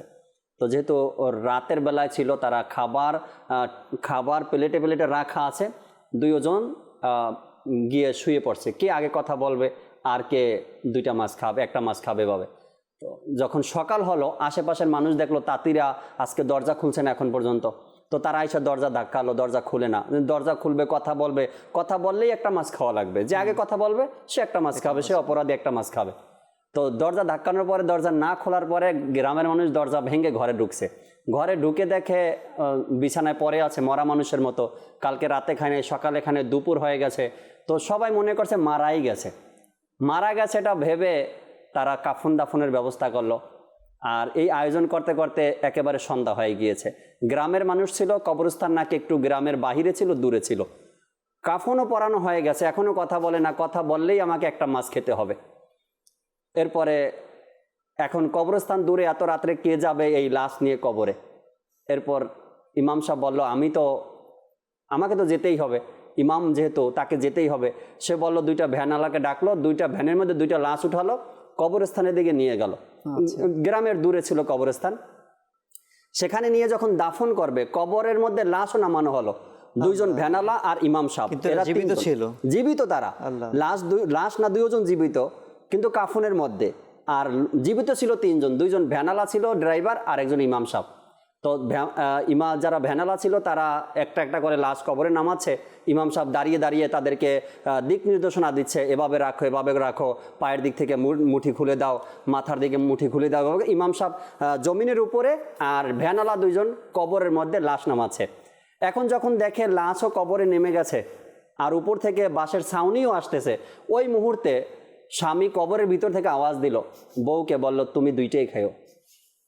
তো এমন ঘটনা হয়তো বা গল্প হতে পারে, বা নোয়াট হতে পারে, কিন্তু যদি আমরা এমন মন মানসিকতা নিয়ে সমাজে বসবাস করি, ঘরে বসবাস করি, একঘেয়েমি বলে এটাকে, হ্যাঁ একঘেয়েমিও বলে, মানে আমি আর কাউকে ছাড় দিতে চাই না। তো এমন পরিবেশ তৈরি করে নেওয়াটা, আর এমন ইচ্ছা স্বাধীন নিয়ে চলাটা, এটাও কিন্তু ভালো না। তবে ওই 2টা মাছ আর 1টা মাছের কাহিনী আপনার ঘরে হয়তো বা ঘটতে পারে। অনেক মানুষ আছে এহসান ভাই, এই উগ্র মেজাজের কারণে 2 বছরের বাচ্চা, নিজের বাচ্চা, অন্য কারো না, নিজের সন্তান, 2 বছরের সন্তানের গালি এত জোরে মারে, বা যা আপনি ভাবতেও পারবেন না। অনেক সময় রোডের মধ্যে দেখা যায়, অনেক সময় রোডের রাস্তায়। একদিন আমি ভৈরব থেকে নারায়ণগঞ্জ যাচ্ছিলাম বাসের মধ্যে, ছেলেটা বয়স সম্ভবত 7 বা 8 বছর হবে। 7-8 বছরের বাচ্চার কতটুকু বড়, ছোটই, সে নাই, বুঝেই না কিছু। মাদ্রাসায় দিয়েছিল, সেখান থেকে যে কোনো কারণবশত বাচ্চাটা ওই মাদ্রাসায় থাকতে চায় না, ঠিক আছে, মাদ্রাসায় থাকতে চায় না, অন্য একটা কোনো মাদ্রাসায় দিয়েছিল, আমি ওই গাড়ির মধ্যে ছিলাম। পুরাটা রাস্তা বাবা সন্তানকে মারতে আসছে, পুরাটা রাস্তা। একবারও জিজ্ঞাসা করলো না কোন কারণে তুই এই মাদ্রাসায় থাকতে চাও না? এরপরে আমি অনেক সময় ধরে দেখতেছিলাম, দেখতে দেখতে একটা সময় ভাবলাম যাই, আমি গিয়ে কথা বলি ওনার সাথে। তো ওনাকে বললাম, বাচ্চাটার অপরাধ কি? 7-8 বছরের বাচ্চা মাদ্রাসায় কেন পড়তে চায় না? হয়তো ওখানের কোনো সমস্যা হবে, এটাও হতে পারে। এটাও হতে পারে। অনেক দুর্ঘটনা ঘটে মাদ্রাসার মধ্যে। আপনি বাচ্চার থেকে শুনেন কেন পড়তে চায় না। এত মার খাওয়ার পরেও যদি সে বলে না আমি ওই মাদ্রাসায় যাব না, তো সেখান থেকে আপনি কি পড়াবেন? সেখানে আপনি জবরদস্তি জোর করে সেখানে পাঠিয়ে দিয়ে কি অর্জন করবেন? কিছু পাবেন না আপনি। ও যেখানে পড়তে চায় সেখানে দেওয়াটাই আপনার জন্য ওর জন্য উত্তম হবে। তো তখন সে মারাটা একটু থামালো। ওই সময় আমি দেখলাম নিজের সন্তানের গায়ে এত জোরে আঘাত করা আর চেহারার মধ্যে গালের মধ্যে আঘাত করা, এটা কল্পনার বাহির। নিজের সন্তান হোক বা অন্য কারো সন্তান হোক, ছোটদের গায়ে এভাবে হাত তোলাটা এটা মানানসই না আমাদের জন্য। বড়রা যারা আছি আমরা এ বিষয়ে রাগ মেজাজ, উগ্র মেজাজ, একটা দিন আসবে এরা আমাদেরকে সম্মান করবেন, একটা দিন আসবে তারা আমাদেরকে জিজ্ঞাসা করবেন, একটা দিন আসবে তারা আমাদেরকে দুই চোখে দেখতে পারবে না। তো উগ্র মেজাজ থেকে আমাদেরকে বেরিয়ে আসা, আমাদেরকে আবার ফাইন্ড আউট করতে হবে এটাও জাকির ভাই, যে আজকাল এরকমও দেখা যায় যে সন্তান আমাদের যারা, যেমন একটা সময় ছোট ছিল, স্কুলে সে পড়াশোনা করছে, তো আস্তে আস্তে বড় হচ্ছে, কলেজে পড়ছে, এখন ভার্সিটিতে পড়ছে। তো এই ভার্সিটিতে পড়ার পর বা অনেকে কলেজের পর, তো একটা সময় দেখা যায় যে সে আগে যেমন ছিল, যেই সন্তানটা অনেক নম্র ভদ্র ছিল, যে রাগ কি জিনিস, উগ্র মেজাজ তো দূরের কথা, তার রাগের যেই জিনিসটা ছিল এটা তার মধ্যে পাওয়া যায় না, খুবই শান্ত। কেউ মারলে বা কেউ ধমক দিলেও সে প্রতিবাদ করতো না। তো একটা সময় সেই সন্তানের এমন কি হয়ে গেল যে সে অল্পতেই রাগ করছে, ঘরে এসে বাবা মার সাথে, পরিবারের সাথে, ভাই বোনদের সাথে সে অল্পতেই রেগে যাচ্ছে। এর কারণ কি? তো এই কারণগুলিও কিন্তু আমাদেরকে, আমরা যারা গার্ডিয়ান, যারা বড় আছি, বাবা মা যারা রয়েছি, তো এদেরকে ফাইন্ড আউট করতে হবে যে আমার সন্তান আগে উগ্র মেজাজি ছিল না, তো আমার সন্তান এখন রিসেন্ট কেন হচ্ছে, এর কারণ কি? আচ্ছা, এর কারণ কিন্তু জাকির ভাই অনেক হতে পারে। এর মধ্যে যেমন সন্তান নষ্ট হয়ে যায়, বাজে ছেলেদের সাথে চলাফেরা করা, অনেকে দেখবেন যে ড্রাগ নেয়, নেশা করার কারণে অনেক সময় তার মাইন্ডের মধ্যে কিন্তু একটা প্রভাব পড়ে, তার ব্রেনের মধ্যে একটা ইফেক্ট করে, যে মানুষ যখন নেশাগ্রস্ত হয়ে যায় তো দেখবেন যে তার মাইন্ড, তার বিবেক, তার অন্তর, মানে কোনো কিছু কিন্তু দেখবেন যে ভালো থাকে না। তো এই কারণে দেখবেন যে তার পরিবারের সাথে, সে বন্ধুদের সাথে বলেন, সে ভাই বোনদের সাথে বলেন, সে যেখানেই যায়, সে অপরিচিত ব্যক্তি বলেন, প্রতিটা জায়গায় কিন্তু সে উগ্র মেজাজি দেখাচ্ছে। এর একটা কারণ হচ্ছে নেশাগ্রস্তের কারণে, সে ড্রাগ নিচ্ছে বা নেশা পান করছে, এর কারণে উগ্র মেজাজ একটা কি প্রভাব পড়ে। এটা আমাদের চিহ্নিত করা উচিত এহসান ভাই, কোন কারণে উগ্র মেজাজ বেড়ে যায়, মেজাজটা সবসময় খিটখিটে কেন থাকে, এই বিষয়টা আপনাকে খুঁজে বের করতে হবে। ডাক্তার বলেন কয়েকটা কারণে মানুষের এই মেজাজটা খিটখিটে হয়ে যাওয়ার সম্ভাবনা থাকে। একটা হলো কম ঘুমের কারণে, যাদের ঘুম কম হয় তাদের মেজাজটা এমন খিটখিটে হয়ে যায়। এরপরে ওভারলোড নেওয়ার কারণে, ওভারলোড বেশি দুশ্চিন্তা করার কারণে বা চিন্তা করার কারণে মানুষের মেজাজ খিটখিটে হয়ে যাওয়ার সম্ভাবনা থাকে। এরপরে টাইম টু টাইম খাবার না খাওয়ার কারণে এরকমের হয়ে যায়। বেশি পরিমাণে সোশ্যাল মিডিয়াতে থাকার কারণে, কিছু কিছু কারণ এরকমের আছে যেগুলো আমাদেরকে নির্ধারণ করতে হবে, চিহ্নিত করতে হবে এবং সেই কাজগুলো থেকে আমাদেরকে বাঁচতে। হাবিবুর রহমান ভাই এখন আমাদেরকে SMS করলেন, তিনিও বললেন, বলে জাকির ভাই আমারও মনে হয় মাঝে মধ্যে কি আমার মেজাজটা উগ্র মেজাজ, তবে এটা বাহিরে না, পরিবারের সদস্য যারা আছে, ঘরের মধ্যে যারা আছে, তাদের সাথে ছোটখাটো বিষয় নিয়ে আমি এভাবে করে রাগ করি বা ধমক দেই বা উগ্র মেজাজ দেখাই।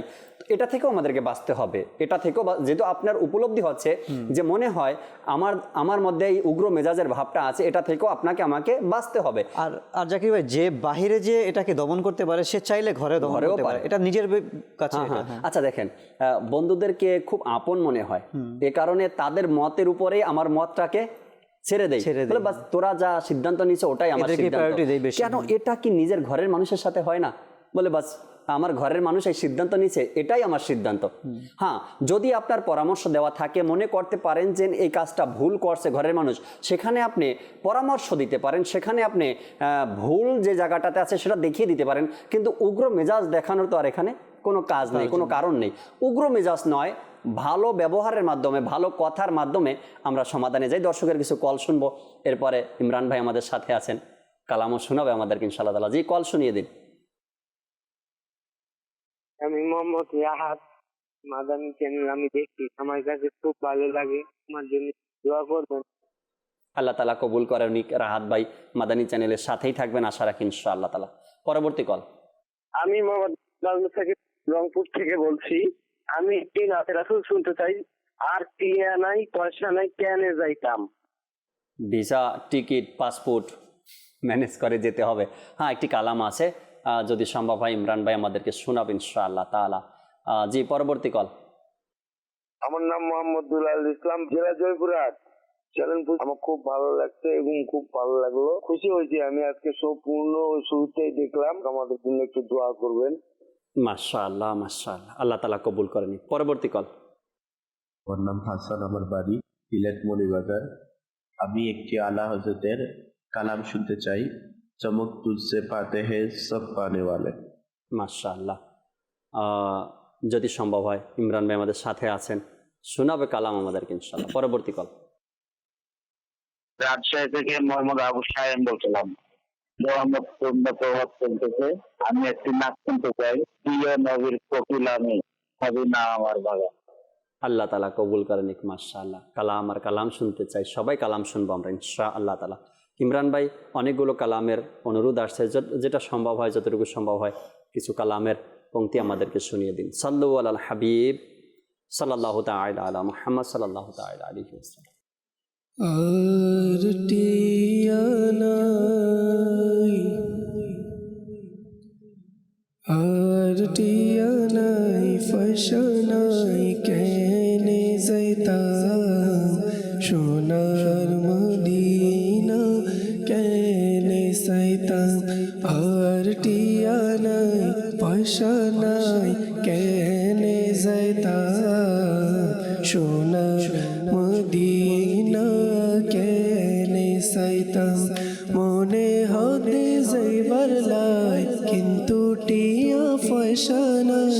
মনে হতে যাইবার লাই, কিন্তু টিয়া পয়সা নাই।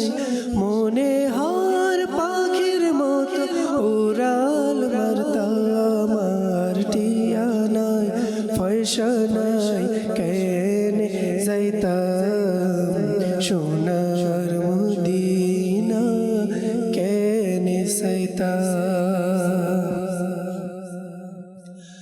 আই যদি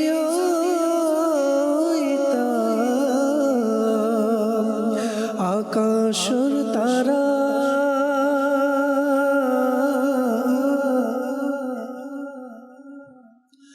আই যদি হইতাম আকাশর তারা, সাই থাকতাম মদিনা মনোয়ারা, সাই থাকতাম মদিনা মনোয়ারা। মদিনা সাই সাই, মদিনা সাই সাই, আশা ফুরাইতাম। আর টিয়া নাই, পয়সা নাই কেনে যাইতাম, সোনার মদিনা কেনে যাইতাম। আর টিয়া নাই, পয়সা নাই কেনে যাইতাম, সোনার মদিনা কেনে যাইতাম। সোনার মদিনা হতে যাইও, হতে যাই নবীর রওজাত সালাম দিও, হতে যাই নবীর রওজাত সালাম দিও। নবীর রওজাত সালাম দিলে, নবীর রওজাত সালাম দিলে, মন তো শান্তি পাইতাম।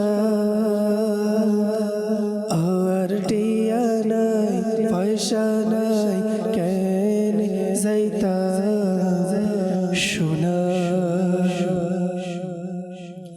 মদিনা কেনে যাইতাম। মাশাআল্লাহ মাশাআল্লাহ মাশাআল্লাহ। আরো কিছু কালামের অনুরোধ ছিল, আলা হযরতের কালামের অনুরোধ ছিল। चमक तुझसे पाते हैं सब पाने वाले, मेरा दिल भी चमका दे चमकाने वाले। बरसता नहीं देखे कर अब रे रहमत, बरसता नहीं देखे कर अब रे रहमत, बदों पर भी बरसा दे बरसा दे वाले, बदों पर भी बरसा दे बरसा दे वाले। तू जिंदा है वल्ला, तू जिंदा है वल्ला,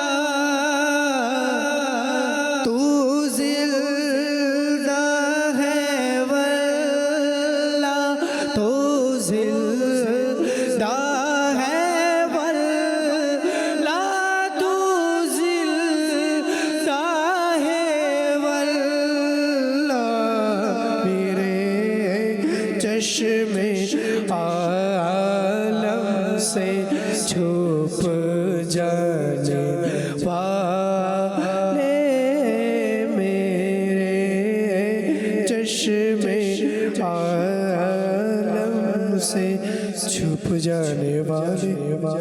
मैं मुजरिम हूँ आका, मुझे साथ ले लो कि रास्ते में है जब आजा थाने वाले। हरम की ज़मीन और कदम रख के चलना, अरे सरकार,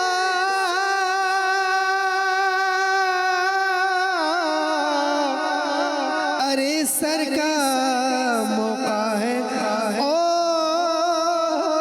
जाने वाले, रज़ा नफ्से दुश्मन है धम धम में ना आना, रज़ा नफ्से दुश्मन है धम में ना आना।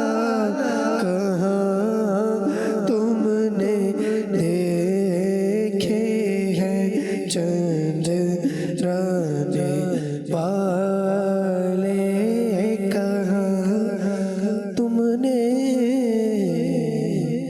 देखे हैं चंद्राने वाले। মাশাআল্লাহ মাশাআল্লাহ, আল্লাহ তাবারক ওয়া তাআলা কবুল করেন। এই যে বিষয় নিয়ে আমরা আলোচনা করছিলাম উগ্র মেজাজ নিয়ে, সময় প্রায় শেষের দিকে। ইহসান ভাই দুইটা বিষয় জানবো, উগ্র মেজাজ নিয়ে শেষ কিছু কথা বলবেন, আর আজকে ৭০০তম পর্ব এ বিষয়েও আপনার অনুভূতিও যদি দর্শককে জানাতেন। আলহামদুলিল্লাহ, শুকরিয়া আদায় করছি যে ৭০০তম পর্বে আজকে সুযোগ হয়েছে বসার। আসলে এটা রহমতপূর্ণ প্রভাত। শুরু থেকেই অথবা শুরুর থেকে বসা আমার সুযোগ হয়নি, কিন্তু দেখার সুযোগ হয়েছে প্রথম এপিসোড থেকে। ৭০০ এপিসোড তো দেখার সুযোগ না, মানে প্রথম এপিসোড দেখা হয়েছে, পাশাপাশি ধারাবাহিকভাবে দেখার চেষ্টা করেছি। তো রহমতপূর্ণ প্রভাত এই অনুষ্ঠানের মধ্যে মাশাআল্লাহ যে একটি বিষয় যেটা হচ্ছে যে সকালে উঠেই মানুষ নেকির পথে তার আমল নামাটা নেকি দ্বারা শুরু করার একটা অন্যতম কিন্তু মাধ্যম হচ্ছে রহমতপূর্ণ প্রভাত। যারা আমরা বসছি এটাতে সুযোগ হচ্ছে, যারা দেখছে দর্শকবৃন্দ এদেরও কিন্তু একটা সুযোগ হচ্ছে। ঘুম থেকে উঠে নামাজ পড়ে কিছুক্ষণ পরে রহমতপূর্ণ প্রভাত শুরু হয়ে যাওয়া। তো এটা খুব সুন্দর একটি মাদানী চ্যানেলের সকল প্রোগ্রামই তো সুন্দর মাশাআল্লাহ। কোনোটা প্রোগ্রামে এমন না যেটার মাধ্যমে কিছু শেখা যায় না, প্রতিটা প্রোগ্রাম থেকে ইলমে দ্বীন অর্জন করা যায়। প্রতিটা প্রোগ্রামই মানুষের অন্তরে, আমাদের অন্তরের মধ্যে প্রভাব বিস্তার লাভ করে। নেক হওয়ার জন্য উদ্বুদ্ধ করা হয়, গুনাহ থেকে বাঁচার জন্য তাগিদ দেওয়া হয়। তো এর মধ্যে একটি অন্যতম হচ্ছে রহমতপূর্ণ প্রভাত। আলহামদুলিল্লাহ যে আজকে 700তম প্রোগ্রাম। দোয়া থাকবে এটাই যেন হাজার হাজার পর্ব এটা যেন অতিবাহিত হয়। হয়তোবা আপনি আমি থাকবো না, কেউ না কেউ তো থাকবে, চ্যানেল থাকবে, দাওয়াতে ইসলামী থাকবে, কিয়ামত পর্যন্ত যেন জারি থাকে, সেই দোয়াই থাকবে। আর আজকের বিষয় উগ্র মেজাজ। তো একটি হাদিস বলবো রাগ সম্পর্কে। অসংখ্য হাদিস আছে, যেহেতু সময়ও শেষ। সেটা হচ্ছে আবু দারদা রাদিয়াল্লাহু তাআলা আনহু, তিনি নবী পাক সাল্লাল্লাহু আলাইহি সাল্লামকে একবার জিজ্ঞাসা করেছেন যে ইয়া রাসূলুল্লাহ সাল্লাল্লাহু আলাইহি ওয়াসাল্লাম, আমাকে এমন কিছু আমল বলে দিন যার দ্বারা জান্নাত লাভ করা যায়। সারাংশটা এরকম কিছুটা। তো নবী পাক সাল্লাল্লাহু আলাইহি ওয়াসাল্লাম ইরশাদ করেন, তুমি রাগ করিও না, কারণ এই রাগের কারণে অনেকে জাহান্নামে যায়। তুমি রাগ করিও না, তুমি জান্নাত পেয়ে যাবা। তো এটা অনেক বড় একটি বিষয়, অনেক সুন্দর একটি হাদিস যে রাগ করা ছেড়ে দিলে জান্নাত লাভ করা যায়। তো আমরাও ইনশাআল্লাহ মাদানী চ্যানেল দর্শকবৃন্দ আমরা যারা দেখছি, তো আমরা নিয়ত করে এখন থেকে ইনশাআল্লাহ উগ্র মেজাজ বা রাগ, যত রাগই হোক না কেন, আমরা সিচুয়েশন যেটাই হোক না কেন, আমরা প্রতিটা সিচুয়েশনকে হ্যান্ডেল করব যেন রাগ না আসা যায়। আচ্ছা, এই উগ্র মেজাজ কে হ্যান্ডেল করার জন্য, সামলানোর জন্য কয়েকটি বিষয় আছে আমাদেরকে লক্ষ্য করতে হবে। এর মধ্যে একটি হচ্ছে আপনি শান্ত থাকুন, প্রথম নাম্বার যে বিষয়টি। কারণ যখন একটা মানুষ উগ্র মেজাজ করবে বা রাগ দেখাবে, অল্পতেই সে রেগে গেছে, তখন অপর পক্ষের শান্ত হতে হবে, চুপ থাকতে হবে। যদি সে ওই সিচুয়েশনের মধ্যে সেও রাগ দেখায়, একটা হচ্ছে যে উগ্র মেজাজি, এটা তার একটা রোগ। এখন আপনার মধ্যে তো সেই রোগ নাই, এখন আপনিও যদি তার মতো রেগে যান তাহলে কিন্তু সেই ঘটনাটা রেগে গেলেন মানে হেরে গেলেন। আর ঘটনা সেখানে ছোট ঘটনা কিন্তু বড় ঘটনায় পরিণত হতে পারে। তো এখানে অপরপক্ষের নিয়ম হচ্ছে সে চুপ থাকবে, তাহলে পরিস্থিতি সামলানো যাবে। 2 নম্বর বিষয় হচ্ছে সব কিছুকে গভীর দিকে নেওয়া যাবে না। যেমন পরিবারে বা সমাজের মধ্যে চলতে গেলে বা একটি কর্মসংস্থানে চলতে গেলে কিন্তু অনেক কিছু ঘটবে। তো এই বিষয়গুলি স্বাভাবিক আপনাকে মনে ছেড়ে দিতে হবে, যেটা হতেই পারে। একটা ঘরের মধ্যে পারিবারিক, অনেকে বলে থাকে মুরব্বীরা যে 2টি পাতিল একসাথে থাকলে আওয়াজ হবে, ঝনঝন করবে। তো এটা মানুষ যখন একসাথে চলাফেরা করে, সেটা ঘর হোক, পরিবার হোক, সমাজ হোক, হবে টুকটাক কথাবার্তা, এগুলি হবে। তো ওই অবস্থার মধ্যে আপনাকে ডিপলি চিন্তা করা যাবে না যে এটা হতেই পারে, আপনি ছেড়ে দেন। যখন আপনার মাইন্ড এমন হবে না এটা হতেই পারে, তখন দেখবেন ঘটনা সেখানে শেষ হয়ে যাবে, সেটা আর বেশি দূর আগাবে না। তৃতীয় বিষয় হচ্ছে সুযোগ বুঝে আপনি সেখানে কথা বলুন। একটা মানুষ যখন অল্পতে রেগে যায়, খিটখিটে ভাব তার মধ্যে থাকবে, তখন আপনিও সেই অবস্থার মধ্যে, ওই সিচুয়েশনের মধ্যে আপনি হুট করে কথা বলবেন না। সুযোগ বুঝে কি কথা বলা যাবে, হ্যাঁ কখন বলা যাবে, কোন কথাটা বললে সমাধান হবে, আপনি ওই সময়ের জন্য অপেক্ষা করুন। যখন আপনি পরিস্থিতি বুঝে কথা বলবেন, ইনশাআল্লাহ দেখবেন যে ওই পরিবেশটাও ঠান্ডা হয়ে যাবে। আর খিটখিটে মেজাজ যিনি থাকবে, দেখবেন তার মনের মধ্যে একটা প্রভাব হবে, আমি এত কিছু করছি, সে তো রাগ হচ্ছে না, সে তো চুপই রয়ে গেছে। তখন দেখবেন তার মনে একটা মাইন্ড সেট আপ হবে, না এরপর থেকে আমিও আর রাগ করবো না। পাশাপাশি তাকে খুশি করার বিষয়েও বলা হয়েছে। যেমন অনেক টিপস রয়েছে, কিতাব পড়লে বোঝা যাবে, ডাক্তাররা অনেক টিপস দিয়ে থাকে এক্ষেত্রে, যে উগ্র মেজাজি যারা, এদেরকে কিভাবে সামলানো যাবে, ট্রিটমেন্ট কি রয়েছে। আপনি তাকে কিছু তোহফা দেন, উপহার দেন, কিছু সারপ্রাইজ দেন। যে অকারণে কিন্তু একটা মানুষের মেজাজ খিটখিটে হয় না, এর কিছু কারণ থাকে। যেমন মানসিক টেনশন থাকতে পারে, আপনি কয়েকটা কারণ বলেছেন, ডাক্তারি সায়েন্সের মধ্যে এরকম আসছে। তো আপনি যখন তাকে তোহফা দিবেন, কিছু পুরস্কৃত করবেন, দেখবেন তার মনটা অনেক বড় হয়ে যাবে। তো তার সাথে সবসময় যখন ভালো আচরণ করবেন, একটা মানুষ যদি রাগান্বিত থাকে না বা উগ্র মেজাজি থাকে, আপনি যখন জাকির ভাই এর সাথে উত্তম থেকে উত্তম আচরণ করেই যাবেন, ভালো আচরণ করেই যাবেন, একে তোহফা দেবেন, এর কোনো কথা আপনি পরোয়া করবেন না, এর সাথে আপনি সুন্দর আচরণ করেই যাবেন, তখন দেখবেন এর অন্তরের মধ্যে অনেক বড় একটা প্রভাব বিস্তার করবে। তার অন্তরের মধ্যে দেখবেন যে একটা ভালো ধারণা কাজ করবে যে আমি এত খারাপ কাজ করার পরেও, এত মেজাজ দেখানোর পরেও সে সবসময় আমার সাথে ভালো আচরণই করে যাচ্ছে। দেখবেন একটা সময় সে আর ওই মেজাজটা থাকবে না, সে ছেড়ে দিবে এটা। তো এইভাবে চাইলে আমরা কিন্তু আমাদের ঘরের মানুষ যারা উগ্র মেজাজি বা আমাদের কলিগ যারা রয়েছে, আমার ভাই যে রয়েছে, এর সাথে যদি আমি উত্তম আচরণ করি, উত্তম আচরণ দ্বারাই কিন্তু একটা মানুষের উত্তম ট্রিটমেন্ট করা সম্ভব। Right right right. এখন অনেক সময় উগ্র মেজাজি যে কারণে হয় মানুষ, ওই বিষয়গুলো নিয়েও ব্যক্তিকে খোঁটা দেওয়া হয়। এটাও আমাদের একটা ভুল পন্থা, এটাও আমাদের করা যাবে না। কেউ বেশি সোশ্যাল মিডিয়া ইউজ করে, ফেসবুকে থাকে, তাকে বোঝাতে গিয়ে আমরা ওই বিষয়টা নিয়েই তাকে খোঁটা দিই। এটাতে সে ভালো হবে কিভাবে, তার আরো এটাতে খারাপ লাগে তার কাছে, মানে আগুনের মধ্যে যে কেরোসিন ঢালা এমনই বিষয়টা। হ্যাঁ, তো যে ব্যক্তি যে কারণে উগ্র মেজাজি হচ্ছে, ওই বিষয়টা নিয়ে তাকে বোঝানো যাবে না, ওই বিষয়টা নিয়ে তাকে খোঁটা দেওয়া যাবে না, তাকে অন্য কোনো সাইড দিয়ে তাকে বোঝানোর চেষ্টা করেন। আবার অনেক মানুষের খুব ভালো পন্থা আছে উগ্র মেজাজি লোকদেরকে বোঝানো। অনেককে আমি দেখছি, যখনই দেখতাম যে কোনো ব্যক্তি হঠাৎ করে রেগে গেছে, তখন যাদের মধ্যে এই কোয়ালিটি আছে তাকে বোঝানোর, তারা বাস 1-2 মধ্যে তার কাছে গেল, তার পিঠে হাত রাখলো, বাস এও ঠান্ডা হয়ে গেল। যার মেজাজটা গরম ছিল, উগ্র মেজাজি ছিল, সেও আর প্রতি উত্তর আর করছে না, বাস সেও ঠান্ডা হয়ে গেছে। এমনও কিছু লোক, কোয়ালিটিফুল লোক আছে যারা উগ্র মেজাজি লোকদেরকে অতি সহজেই চুপ করিয়ে দেয়। এমন লোকও অনেকেই দেখা গেছে সমাজের মধ্যে। তো আল্লাহ তাবারক ওয়া তাআলা আমাদের সবাইকে এমন করে দিক কি আমরা যেন নিজে উগ্র মেজাজি না হই, আর অপর ব্যক্তি যারা আছে তাদেরকেও যেন আমরা বুঝাতে পারি, আর এ থেকে যেন আমরা ফিরাতে পারি। এর মাধ্যমে কিন্তু জাকির ভাই অনেকগুলি এখানে নিজের ক্ষতি হয়। এক হচ্ছে শারীরিক দিক দিয়ে আপনি দেখেন, এখানে ডাক্তাররা এটাও বলে যে তার ব্রেন থেকে শুরু করে তার শরীরের বিভিন্ন অঙ্গ প্রত্যঙ্গ, এমনকি তার কিডনির মধ্যেও এটা প্রভাব পড়ে, তার মানসিক একটা মাইন্ডের মধ্যে এটা প্রভাব পড়ে, পাশাপাশি আপনার হার্টের রোগ হয়। আচ্ছা, অনেকে হঠাৎ করে এত রেগে যায় না জাকির ভাই, দেখা গেছে সে সঙ্গে সঙ্গে স্ট্রোক করেছে, স্ট্রোক করে সে তৎক্ষণাৎ মারা গেছে, এরকম পাওয়া যায়। তো আপনি ভাই হঠাৎ করে কেন, যাদের হার্টের রোগ রয়েছে তাদেরকে ডাক্তার শুরুতেই এটা বলে যে কখনো আপনি মানে রাগ করা যাবে না, উগ্র মেজাজ। আচ্ছা, আবার ঘরের মানুষদেরকেও বলে দেয় তার সামনে এমন কোনো কাজ করবেন না যাতে সে রেগে যায়। রেগে গেলে কিন্তু রোগী আরো অসুস্থ হয়। তাকে সবসময় মাইন্ড তাকে ফ্রেশ রাখতে হবে, তাকে এমন কিছু বলা যাবে না যেন সে রাগ করে যায়। আর রাগের কারণে কিন্তু মানুষ ক্ষতি হয়। এটা হচ্ছে দুনিয়াবি শারীরিক ক্ষতি, পাশাপাশি আখিরাতের ক্ষতির বিষয়, এটা অনেক বড় ক্ষতি রয়েছে। তো দেখবেন অনেকে কি ক্ষতি করে, যেমন স্টুডেন্ট যারা, যখন বাবা মা অনেক বেশি প্রেশার দেয়, একটা ছাত্র যখন পড়ে 2-4 ঘন্টা 5 ঘন্টা এটা এনাফ, কিন্তু কিছু বাবা মা আছে জাকির ভাই দেখবেন যে অতিরিক্ত করে ফেলে, আবার যে না পড়তেই হবে, সারাক্ষণ শুধু পড়া। তো ওই ছাত্র কি করে, তার উগ্র মেজাজে একটা ভাব চলে আসে, ওই সময় সে বই খাতা কিতাবাদি সে ছিঁড়েও ফেলে, অনেকে বাইরে ফেলে দেয়, অনেক সময় সে এটাও ডিসিশন নেয় আমি আর পড়াশোনাই করবো না। এটা অনেক মনের মধ্যে একটা প্রভাব পড়ে। তো যা এরকমও কাজকর্ম করা যাবে না যে আমার সন্তানের মধ্যে এটা প্রভাব পড়ে। অনেকে উগ্র মেজাজের কারণে যেখানেই কাজ করে, এমপ্লয় চাকরি করে, সেখানে বসের সাথে বা তার হতে পারে কলিগের সাথে রাগ করে সঙ্গে সঙ্গে রিজাইন দিয়ে দেয়, চলে যায়।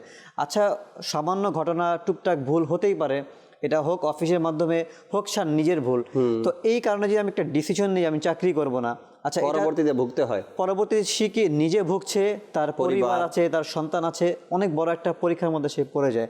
তো এর জন্য পরিস্থিতি, দর্শকদের উদ্দেশ্যে বলবো, পরিস্থিতি সিচুয়েশন যাই হোক না কেন, আমরা কোনো অবস্থায় যেন রাগ আমরা না করি, উগ্র মেজাজ যেন আমরা না করি। আল্লাহ তাআলা আমাদেরকে বোঝার তৌফিক দান করুক, আমিন। দর্শক শ্রোতা, এমনটাই হওয়া দরকার আমাদের সাথেও, আমাদের ঘরেও, আমাদেরকেও আল্লাহ তাবারক ওয়া তাআলা উগ্র মেজাজি যে ভাবটা রয়েছে, উগ্র মেজাজি যে স্বভাবটা রয়েছে, এ থেকে আমরা নিজেরা বাঁচি, নিজের সন্তানদেরকে বাঁচাই, নিজের বন্ধু বান্ধবদেরকেও বাঁচানোর চেষ্টা করি। আল্লাহ তাআলা সে তৌফিক দিক। আসুন আমরা দাঁড়িয়ে অনুষ্ঠানের শেষে সালাতু সালাম পাঠ করি। ইয়া নবী সালাম আলাইকা, ইয়া রাসূল সালাম আলাইকা, ইয়া হাবিব সালাম আলাইকা, সালাওয়াতুল্লাহ আলাইকা ইয়া নবী रसूल सलाम अलैका या हबीब सलाम अलैका सलावातुल्लाह अलैका যখন হবে তোমার দিদার তখনই ঈদ হবে আমার আমার স্বপ্নে এসো না মদনী মদিনে वाले या नबी सलाम अलैका या रसूल सलाम अलैका या हबीब सलाम अलैका सलावातुल्लाह अलैका अस्सलातु वस्सलामु अलैका या रसूलल्लाह व अला आलिका व अस्हाबिका या हबीबल्लाह सुब्हानक अल्लाहुम्मा व बिहम्दिका ला इलाहा इल्ला अंता अस्तगफिरुका व अतूबु इलैक सुब्हानक अल्लाहुम्मा व बिहम्दिका ला इलाहा इल्ला अंता अस्तगफिरुका